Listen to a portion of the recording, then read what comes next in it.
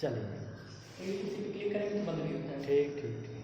देखिए आज high school के विद्यार्थी आप सभी जो है यानी सिलेबस का दूसरा लेसन पाठ का नाम है ममता। लेखक हैं जयशंकर प्रसाद जी। आइए हम लोग ममता पाठ के बारे में पढ़ते हैं और पहले जयशंकर प्रसाद जी के बारे में थोड़ा सा जान लेते हैं, फिर ममता लेसन के बारे में जानते हैं। देखिए जयशंकर प्रसाद जी का जन्म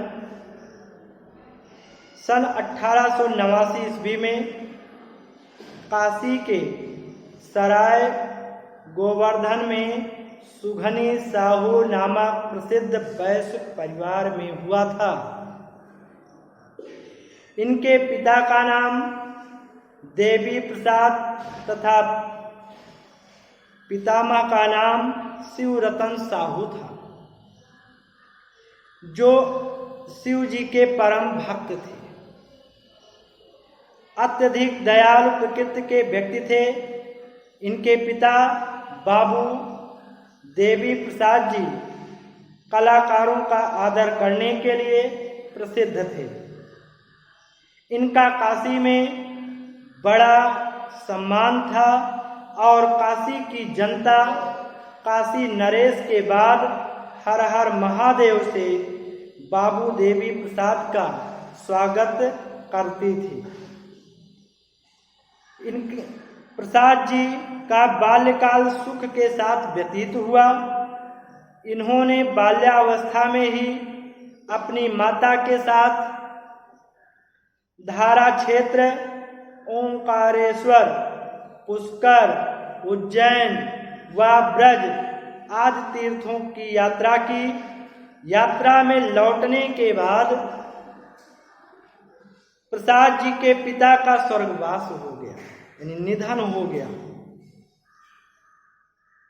1937 में जयशंकर प्रसाद जी का निधन हो गया। आइए देखते हैं कि इनका जीवन बड़ा कष्टमय रहा है। प्रसाद जी का जीवन बड़ा ही कष्टमय रहा है।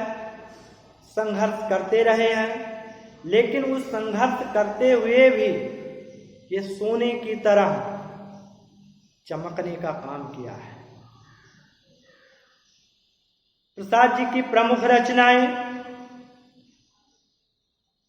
इनकी गद्य रचनाओं में है छाया, प्रतिध्वनि, आंधी, इंद्रजाल, आकाशदीप। उपन्यास विधा है इनकी। उपन्यास विधा में है कंकाल, तितली, इरावती। ये सब आपकी गद्य रचनाएं हैं। नाटक में स्कंदगुप्त, चंद्रगुप्त, ध्रुव स्वामिनी, जन्मेजय का नागयज्ञ, राजश्री, अजातशत्रु, कामना, एक घूट, सज्जन, ये आपकी गद्य रचनाएं हैं। तो जब आप लेखक का जीवन परिचय देंगे तो संक्षिप्त जीवन परिचय देकर के प्रमुख रचनाएं अवश्य लिखेंगे। अब आइए हम लोग प्रसाद जी के द्वारा लिखा गया ममता। देखिए ममता एक कहानी है और ये जयशंकर प्रसाद जी ने जो लिखा है, आइए एक पैराग्राफ देखते हैं पहले कि रोहतास दुर्ग के प्रकोष्ठ में बैठी हुई युवती ममता सोण के तीक्ष्ण गंभीर प्रवाह को देख रही है। ममता विधवा थी। उसका यौवन सोण के समान ही उमड़ रहा था।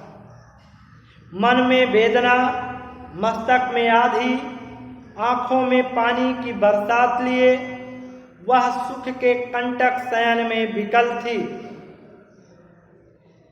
वह रोहतास दुर्गपत के मंत्री चूड़ामणि की अकेली दुहिता थी, फिर उसके लिए कुछ अभाव होना असंभव था, परंतु वह विधवा थी। हिंदू विधवा संसार में सबसे तुच्छ निराश्रय प्राणी है, तब उसकी विडंबना का कहाँ अंत था। लेखक जयशंकर प्रसाद जी कहते हैं कि ममता रोहतास दुर्ग के, जो बिहार में है, रोहतास दुर्ग के यानी किले के प्रकोष्ठ में बरामदे में बैठी हुई सोन माने सोन नदी की तीव्र प्रवाह को देख रही थी। ममता विधवा थी, परंतु युवावस्था में वह विधवा हो गई थी। युवावस्था में उसका मन वेदना से भरा हुआ था, कष्ट से भरा हुआ था। मस्तिष्क में तूफानों, विचारों के तूफान उठ रहे थे। आंखों में आंसू, दुख के आंसुओं की बरसात हो रही थी।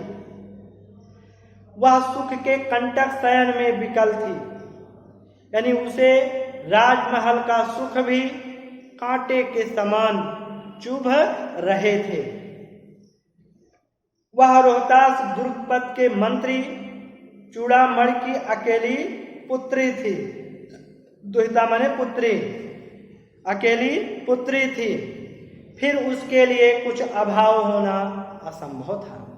नहीं, ममता के लिए कुछ भी अभाव होना असंभव था, परंतु ममता विधवा थी। हिंदू विधवा संसार में सबसे तुच्छ, सबसे निराश्रय प्राणी माने जाते हैं। इसलिए देखा, आगे कहते हैं कि चूड़ामणि ने चुपचाप उसके प्रकोष्ठ में प्रवेश किया। सोण के प्रवाह में, उसके कलनाद में अपना जीवन मिलाने में वह बेसुध थी। पिता का आना न जान सकी। चूड़ामणि व्यथित हो उठे। स्नेह पालिता पुत्री के लिए क्या करें, यह स्थिर ना कर सकते थे। लौटकर बाहर चले गए, ऐसा प्रयास होता, पर आज मंत्री के मन में बड़ी दुश्चिंता थी। पैर सीधे ना पड़ते थे। लेखक आगे कहते हैं कि मंत्री चूड़ामणि चुपचाप ममता के प्रकोष्ठ में, कमरे में प्रवेश करते हैं, लेकिन ममता सोन नदी के प्रवाह में उसकी धारा को देखते हुए उसके स्वर में अपने जीवन के स्वर को मिलाने में बेसुध थी, यानी उसको कोई याद नहीं थी। पिता का आना वो जान तक नहीं पाई कि पिताजी कब कमरे में आ गए। चूड़ामणि अपनी पुत्री की स्थिति को देखकर बहुत दुखी होते हैं कि स्नेह पालिता पुत्री के लिए, कि इतने प्रेम से हमने अपनी पुत्री को पाला है, आज उसकी ये स्थिति है। हर पिता अपनी पुत्री को सुखी देखना चाहता है। यह स्थिर ना कर सकते थे कि लौट कर वो बाहर चले जाए। ऐसा उन्होंने किया भी। ऐसा प्राय होता है कि आज मंत्री के मन में बड़ी दुश्चिंता थी। उनके पैर सीधे नहीं पड़ रहे थे, उनके पैर इधर उधर पड़ रहे थे। अब क्या हुआ कि एक पहर बीत जाने पर भी फिर ममता के पास आए। उस समय उनके पीछे 10 सेवक चांदी के लिए थालों में कुछ लिए खड़े थे। कितने ही मनुष्यों के पद शब्द सुन ममता ने घूम कर देखा। मंत्री ने सब थालों को रखने का संकेत दिया। अनुचर थाल रखकर चले गए। यानी एक पहर बीत जाने के बाद ममता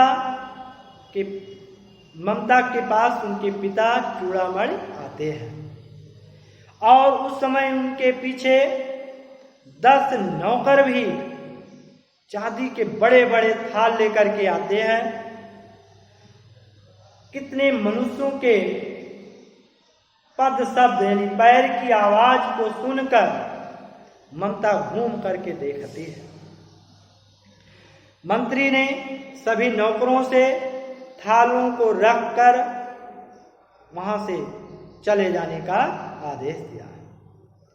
अनुचर यानी नौकर थाल रख करके चले गए। तब ममता ने पूछा, क्या पूछा? यह क्या है पिताजी? ममता ने पूछा, यह क्या है पिताजी? तो चूड़ामणि ने उत्तर दिया कि बेटी तेरे लिए है, गिफ्ट है, उपहार है। कहकर चूड़ामणि उसका आवरण हटा देते हैं। आवरण माने पर्दा, उस पर जो थाल पर ऊपर पर्दा रखा गया तो हटा देते हैं। स्वर्ण का पीलापन यानी सोने का पीलापन उस सुनहली संध्या में विकल होने लगा। ममता चौंक उठती है। यानी सोने का पीलापन संध्या के समय में एकदम चमक रहा था। ममता चौंक उठती है, कहती है, इतना सोना या कहां से आया? चूड़ामणि कहते, चुप रहो, यह तुम्हारे लिए ही है बेटी, ये तुम्हारे लिए ही है। तो क्या आपने मलेच्छ का उत्को स्वीकार कर लिया? ममता ने कहा कि मलेच्छ जो बादशाह था उसके उत्कोच को स्वीकार कर लिया, उसके उत्कोच मैंने रिश्वत को स्वीकार कर लिया। पिताजी यह अनर्थ है, अर्थ नहीं है, ये कोई धन नहीं है, लौटा दीजिए। पिताजी हम लोग ब्राह्मण हैं, इतना सोना लेकर के क्या करेंगे? जैसे ममता ने ये सब बातें कहती हैं तो इस पतोन्मुख प्राचीन सामंत वंश का अंत समीप है। चूड़ामणि कहते हैं कि अब लगता है कि इस सामंत वंश का जो है अंत होने वाला है बेटी। किसी भी दिन शेरशाह रोहतास दुर्ग पर अधिकार कर सकता है और उस दिन मंत्रित्व न रहेगा, तब के लिए मैं ये सब धन तुम्हें दे रहा हूं। तब ममता कहती है, क्या कहती है? ममता कहती है कि हे भगवान, तब के लिए, उस विपत्ति के लिए इतना आयोजन, आज से ही इतना प्रबंध, परम पिता की इच्छा के विरुद्ध इतना साहस आपने किया है। पिताजी क्या भीख ना मिलेगी? क्या कोई हिंदू इस भूपृष्ठ पर, इस धरती पर उस समय बचा नहीं रहेगा जो ब्राह्मण को 2 मुट्ठियां अनाज दे सकेगा, भिक्षा दे सकेगा? यह असंभव है, वापस कर दीजिए। मैं कांप रही हूं, इसकी चमक मेरी आंखों को अंधा बना रही है। जैसे ही जो है ममता इतनी बात कहती है तो मंत्री चूड़ामणि कहते हैं, मूर्ख कहेंगे, कहते हैं मूर्ख कहेंगे। इतना कहकर वो चले जाते हैं, क्योंकि हर पिता अपनी पुत्री को सुखी देखना चाहता है। लेकिन आज ममता के द्वारा, पिता के द्वारा दिए गए गिफ्ट को, उपहार को ठुकराने पर वो दुखी होकर के चले जाते हैं। अब आगे और क्या होता है, किताब आप लोग देखते रहेंगे कि दूसरे दिन जब डोलियों का तांता भीतर आ रहा था तो ब्राह्मण मंत्री चूड़ामणि का हृदय धक धक करने लगा। वह अपने को रोक ना सका। उसने जाकर रोहतास दुर्ग के तोरण पर यानी दरवाजे पर डोलियों का आवरण खुलवाना चाहा। पठानों ने कहा यह महिलाओं का अपमान है, इसमें महिलाएं बैठी हुई हैं। बात बढ़ गई, तलवारें खिंच गई, ब्राह्मण वहीं मारा गया। राजा रानी को सब छली शेरशाह के हाथ पड़ गए। निकल गई ममता, यानी ममता अपनी जान बचा करके वहां से भाग गई। डोली में भरे हुए पठान सैनिक दुर्ग भर में फैल गए, किले भर में फैल गए, पर ममता वहां पर नहीं मिली। अब आगे क्या होता है कि काशी के उत्तर में धर्मचक्र, बिहार मौर्य और गुप्त सम्राटों की कीर्ति खंडहर था। भग्न चूड़ा, तृण गुल्मों से ढके हुए प्राचीन ईंटों के ढेर में बिखरी हुई भारतीय शिल्पों की विभूत ग्रीष्म की चंद्रिका में अपने को शीतल कर रही थी। जहां पंचवर्गीय भिक्षु गौतम का उपदेश ग्रहण करने के लिए पहले भिक्षु पहले ही मिले थे, उसी स्तूप के भग्नावशेष का मलिन छाया में एक झोपड़ी के दीपक के प्रकाश में एक स्त्री पाठ कर रही है। अन्यान्यन्तो माये जना पारुपासते, यानी वो पाठ कर ही रही थी, तभी जो है पाठ रुक गया कि एक भीषण आकृति उसके सामने आकर के जो है मंद प्रकाश में खड़ी हो गई। स्त्री यानी ममता वहां खड़ी हो जाती है। उसने कपाट बंद करना चाहा, परंतु उस व्यक्ति ने कहा माता मुझे आश्रय चाहिए। ममता ने कहा तुम कौन हो? तो उस व्यक्ति ने उत्तर दिया मैं मुगल हूं। चौसा युद्ध में शेरशाह से विपन्न होकर के हार करके मैं रक्षा चाहता हूं। इस रात अब आगे चलने में मैं असमर्थ हूं। क्या शेरशाह से? स्त्री ने अपने होंठ काट लिए, विचार करने लगती है। हाँ ममता, परंतु तुम भी वैसे ही क्रूर हो, निर्दयी हो। वही भीषण रक्त की प्यास, वही निष्ठुर प्रतिबिंब तुम्हारे मुख पर भी है। सैनिक, मेरी कुटी में तुम्हारे लिए कोई स्थान नहीं है, जाओ कहीं तुम और आश्रय खोज लो। जैसे ममता इतनी बात कहती है तो गला उस मुगल बादशाह हुमायूं का सूख रहा था। साथी छूट गए हैं, घोड़ा गिर पड़ा है, इतना थका हुआ है कि कहते कहते वह व्यक्ति धम से बैठ गया और उसके सामने ब्रह्मांड घूमने लगा, अर्थात उसको चक्कर आने लगा। स्त्री ने सोचा आखिर यह मुसीबत कहां से आ गई।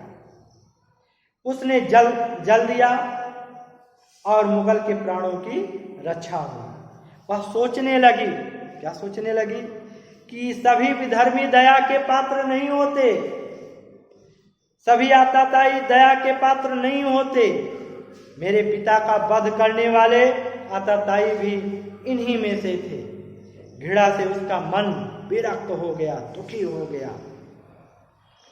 स्वस्थ होकर के मुगल ने कहा माता तो फिर मैं चला जाऊं।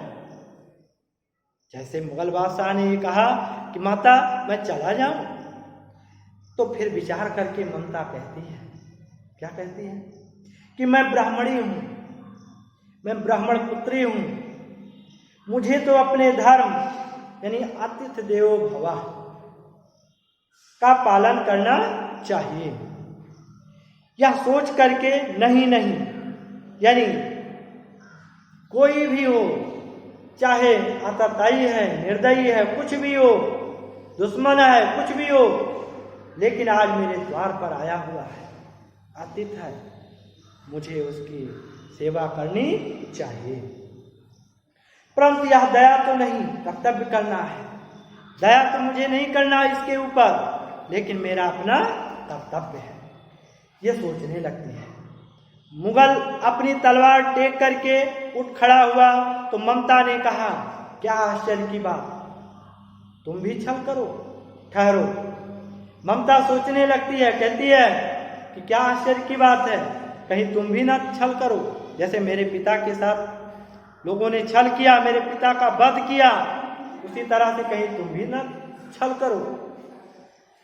छल नहीं तब नहीं स्त्री, यानी हुमायूं कहते हैं छल नहीं तब नहीं स्त्री, तैमूर का वंशधर स्त्री से छल करेगा, ऐसा हो नहीं सकता।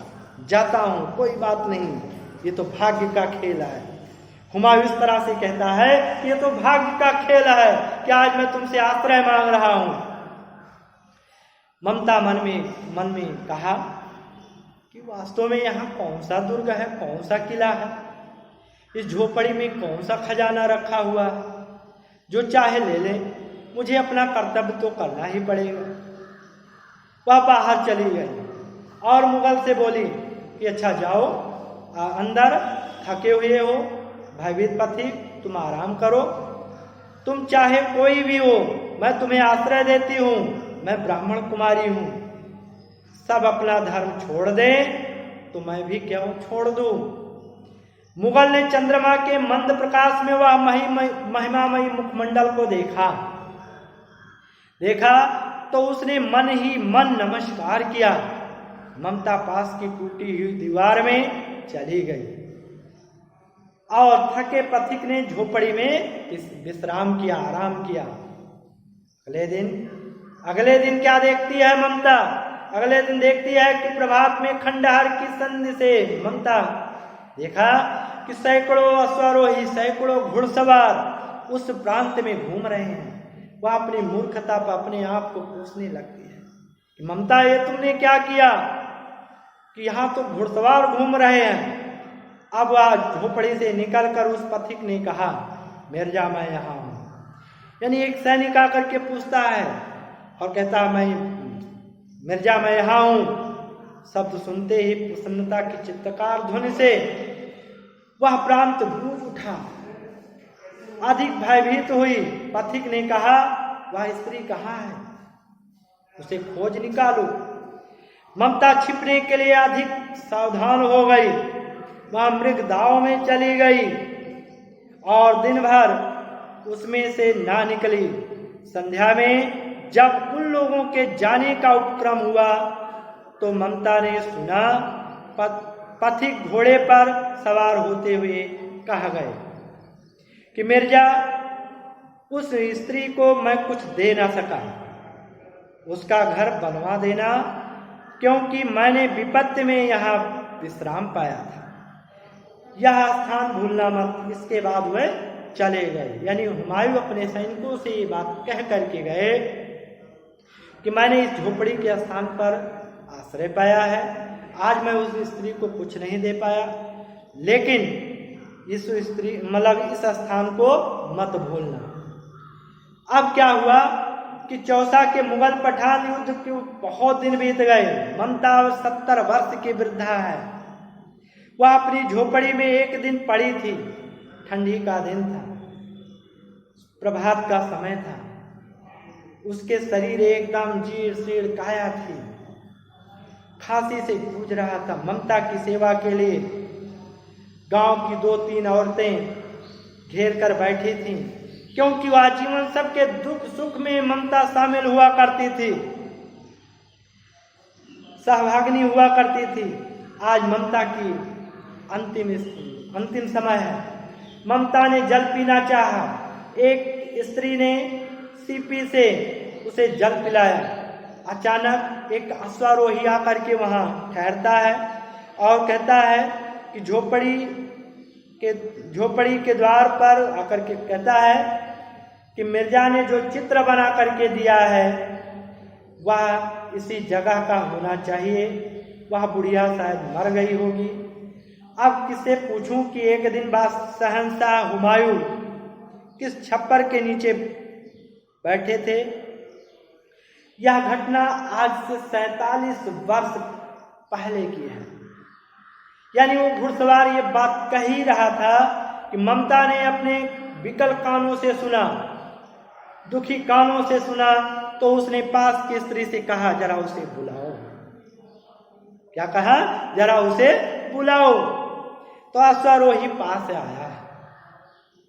ममता ने रुक रुक कर कहा, मैं नहीं जानती कि वह शहंशाह था या साधारण व्यक्ति था, पर एक दिन इसी झोपड़ी के नीचे वह विश्राम किया था। मैंने सुना था कि वह मेरा घर बनवाने की आज्ञा भी दे चुका है।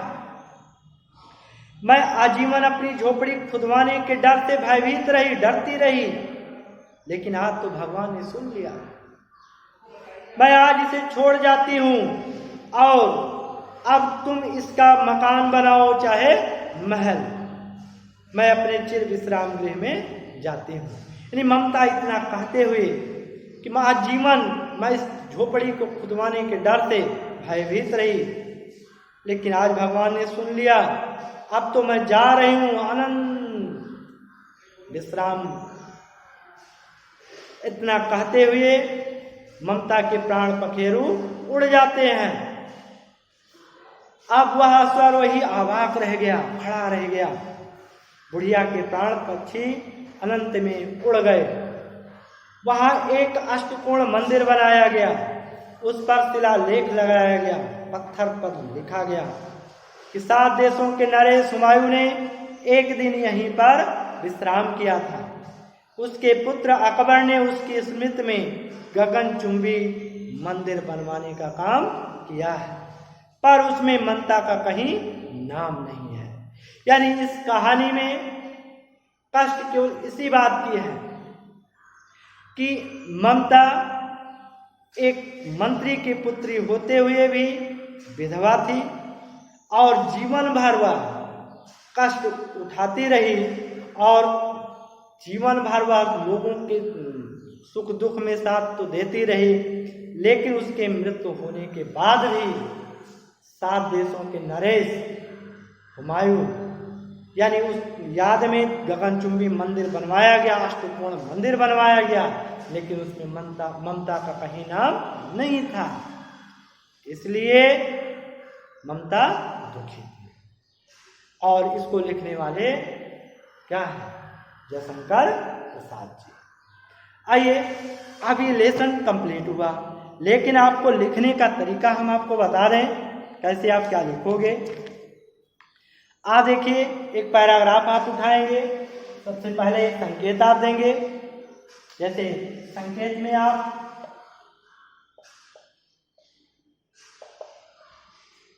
रोहतास दुर्ग ही ले लीजिए।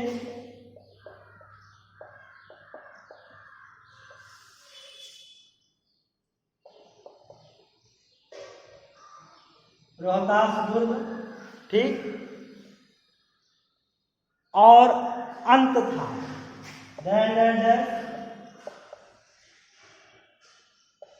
अंत था।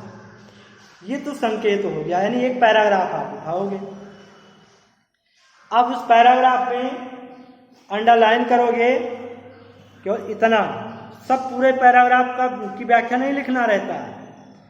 3 प्रश्न होंगे, ठीक।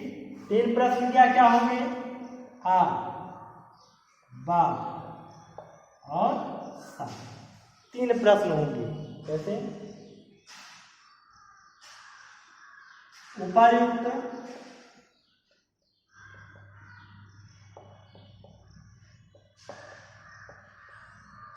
गद्यांश के पाठ,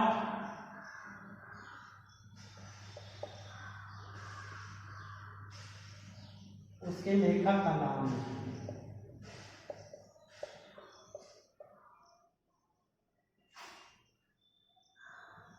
लेखक का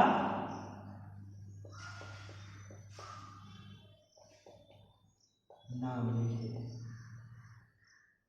ये प्रश्न हो जाएगा। दूसरा प्रश्न यानी बा जो रहेगा, रेखांकित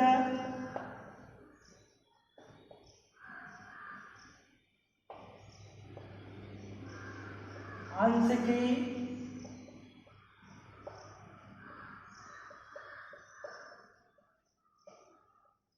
व्याख्या कीजिए, ठीक। सा प्रश्न होगा, सा प्रश्न ऐसे इसी पैराग्राफ में से कोई जो है एक प्रश्न पूछ लिया जाएगा।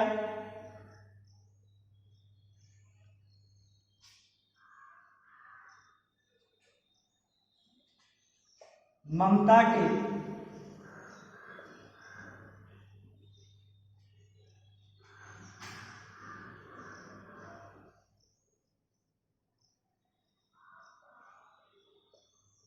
के पिता कौन थे? ममता के पिता कौन थे? यानी आप इसमें से आप पूछ करके उत्तर लिखोगे। ऐसे कोई जो है आप दिया जाएगा। अब रेखांकित कर लें। रेखांकित आप करेंगे कि मन में वेदना, मस्तक में आधी, आंखों में पानी की बरसात लिए वह सुख के कंटक शयन में विकल थी। यानी इतनी लाइन जरूर अंडरलाइन कर लेंगे। मन में वेदना, मस्तक में आधी, आंखों में पानी की बरसात लिए वह सुख के कंटक शयन में विकल थी। व्याख्या में आप कैसे लिखोगे? पहले आप पाठ का नाम एवं लेखक का नाम लिखोगे। पाठ का नाम ममता, लेखक का नाम जयशंकर प्रसाद। दूसरा प्रश्न जो पूछा जा रहा है रेखांकित अंश की व्याख्या, जो अभी हमने आपको बताया कि लेखक का कहना है कि व्याख्या बता रहे हैं। लेखक का कहना है कि ममता सोन नदी के प्रवाह को देख रही थी। उसके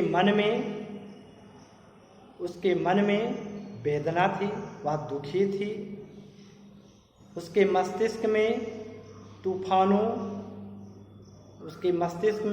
तूफानों ने विचारों के तूफान उठ रहे थे। आंखों में दुख के आंसू की वर्षा हो रही थी। वह सुख के कंटक शयन, यानी उसके लिए राजमहल का सुख कांटे के समान चुभ रहे थे। इस तरह से आप व्याख्या लिख दोगे और अंत में सब प्रश्न का उत्तर लिखोगे। ममता के पिता कौन थे? ममता के पिता चूड़ामणि थे। जो हताश दुर्पद के मंत्री चूड़ामणि थे। चलिए, क्लास ये जो है ओवर होता है। धन्यवाद। आप लोग ऐसे इसको देख करके पढ़ाई कर सकते हैं। धन्यवाद।